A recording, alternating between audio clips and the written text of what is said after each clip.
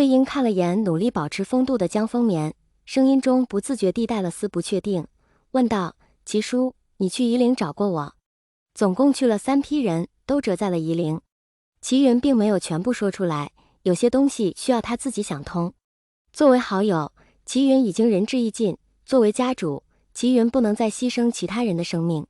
成年修士都身死夷陵，3岁孩童又如何能幸免于难？其实当听到魏长泽之子成为云梦江氏大弟子时，齐云不是没有过怀疑，但想到江丰眠的为人又不应是那种自我葬送的人，即使从家族考虑，也不应与2大修仙界名士结仇。一旦他们的孩子知晓真相，或者2大名士背后任一方出来找寻真相，云梦江氏被灭门也不稀奇。所以当魏长泽找到自己的时候，自己会震惊，会气愤，也会不解。周围的嘈杂声音一瞬间都被魏婴屏蔽掉了，记忆回到了爹娘刚去世的时候，自己一个小孩怎么活下来的呢？被野狗追，被人赶，却始终没有碰到致命的杀机。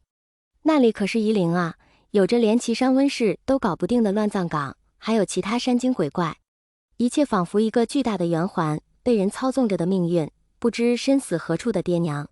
魏婴头一次感觉脑子昏沉沉的，手足无措地站在原地，眼神里充满了无助与迷茫。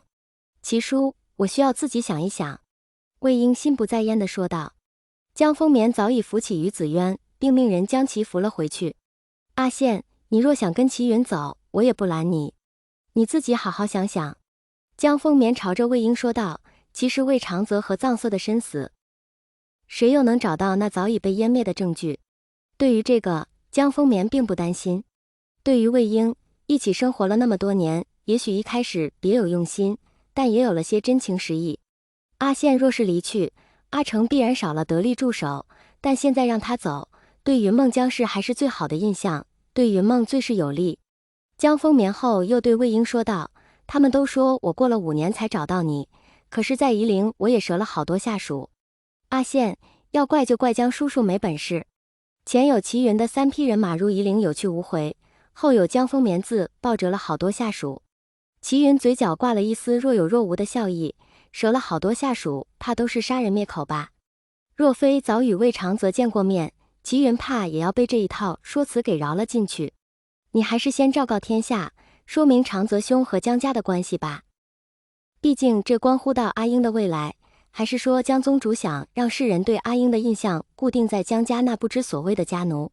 蓝湛看着针锋相对的2人，还是2人话题中心的魏婴，上前一步，左手紧紧握住魏婴的手腕，沉声道：“江宗主，其前辈，魏婴尚有家规未完成，你们若有需要可上姑苏，叔父自会招待。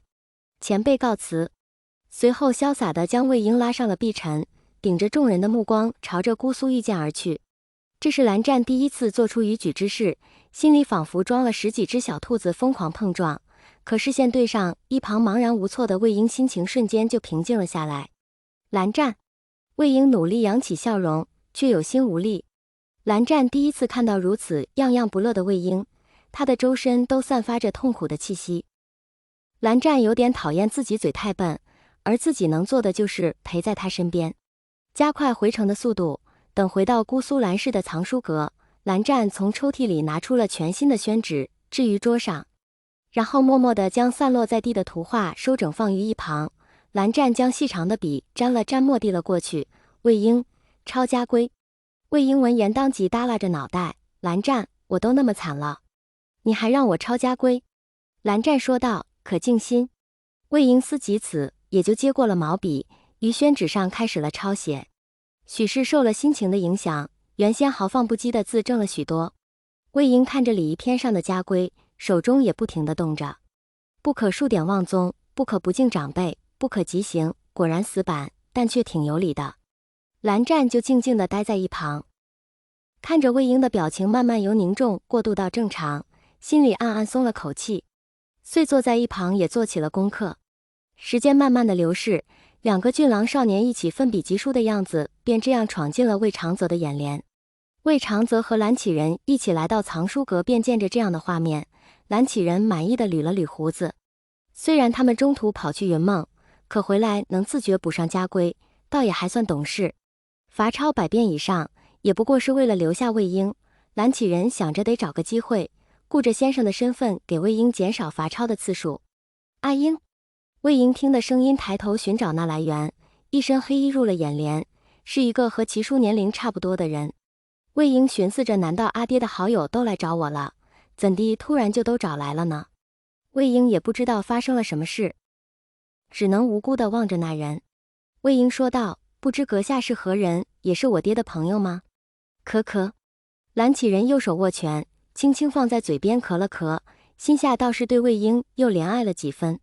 江丰眠竟然连魏长泽他们的画像都不曾给他见过，生父在面前却不识，不晓得长泽兄该怎么面对。蓝启仁出言提醒道：“魏婴，这是你父亲。忘机，我们出去吧，这里留给他父子二人。”